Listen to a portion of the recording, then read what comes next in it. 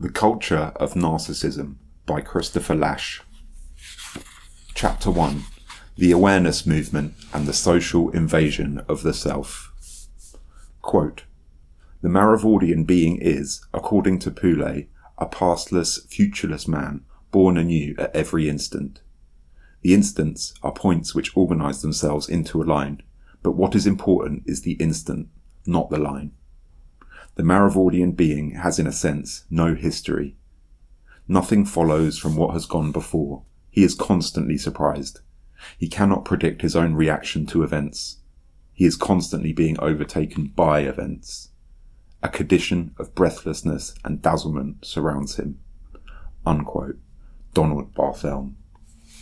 Quote, "It is only irritating to think one would like to be somewhere else. Here we are now." Unquote. John Cage. The waning of the sense of historical time. As the 20th century approaches its end, the conviction grows that many other things are ending too. Storm warnings, portents, hints of catastrophe haunt our times. The sense of an ending, which has given shape to so much of 20th century literature, now pervades the popular imagination as well.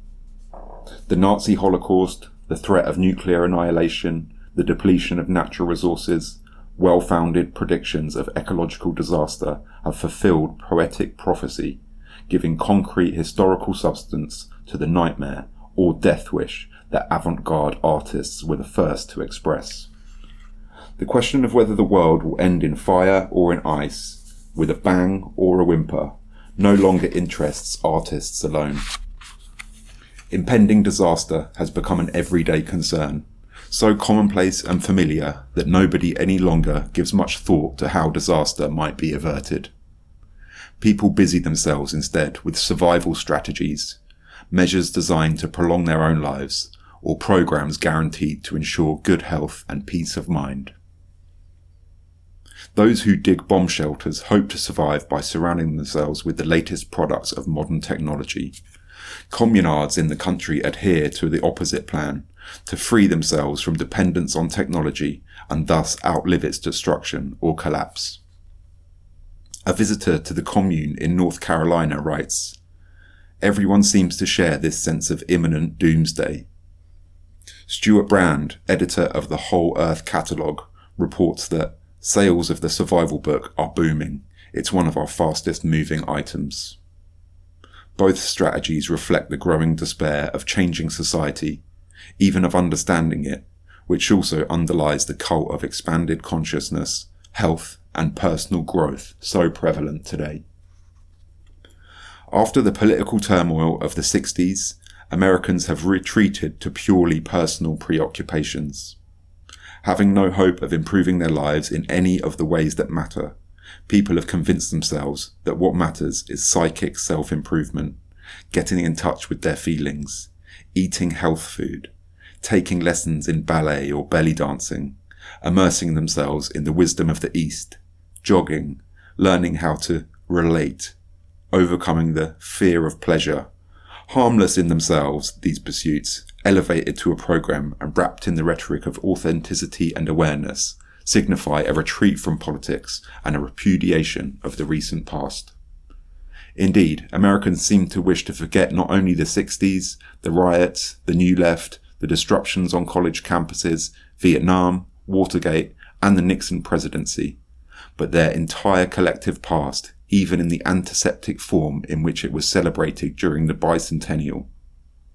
Woody Allen's movie Sleeper, issued in 1973, accurately caught the mood of the 70s. Appropriately cast in the form of a parody of futuristic science fiction, the film finds a great many ways to convey the message that political solutions don't work, as Allen flatly announces at one point. When asked what he believes in, Allen, having ruled out politics, religion, and science, declares, "I believe in sex and death, two experiences that come once in a lifetime." To live for the moment is the prevailing passion. To live for yourself, not for your predecessors or posterity. We are fast losing the sense of historical continuity, the sense of belonging to a succession of generations originating in the past and stretching into the future.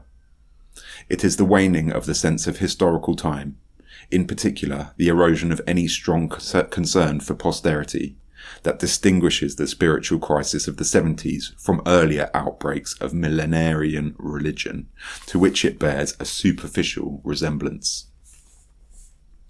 Many commentators have seized on this resemblance as a means of understanding the contemporary cultural revolution, ignoring the features that distinguish it from the religions of the past. A few years ago, Leslie Fielder proclaimed a new age of faith. More recently, Tom Wolfe has interpreted the new narcissism as a great third awakening, an outbreak of orgiastic, ecstatic religiosity. Jim Hoogan, in a book that seems to present itself simultaneously as a critique and a celebration of contemporary decadence, compares the current mood to the millennialism of the waning Middle Ages. Quote, "The anxieties of the Middle Ages are not much different from those of the present." He writes, "Then as now, the social upheaval gave rise to millenarian sects." Both Hoogan and Wolfe inadvertently provide evidence, however, that undermines a religious interpretation of the consciousness movement. Hoogan notes that survival has become the catchword of the 70s and collective narcissism the dominant disposition. Since the society has no future, it makes sense to live only for the moment, to fix our eyes on our own private performance, to become connoisseurs of our own decadence, to cultivate a transcendental self-attention. These are not the attitudes historically associated with millenarian outbreaks. 16th century Anabaptists awaited the apocalypse not with transcendental self-attention, but with ill-concealed impatience for the golden age it was expected to inaugurate. Nor were they indifferent to the past. Ancient popular traditions of the sleeping king, the leader who will return to his people and restore a lost golden age, inform the millenarian movements of this period. The revolutionary of the Upper Rhine, anonymous author of the Book of 100 Chapters, declared, quote, "The Germans once held the whole world in their hands, and they will do so again, and with more power than ever," unquote.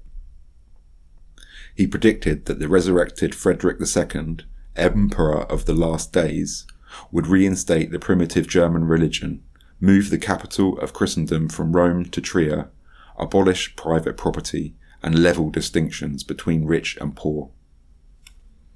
Such traditions, often associated with national resistance to foreign conquest, have flourished at many times and in many forms, including the Christian vision of the Last Judgment.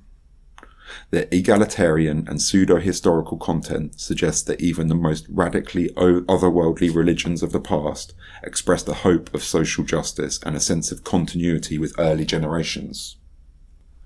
The absence of these values characterizes the survivalist mentality of the 70s.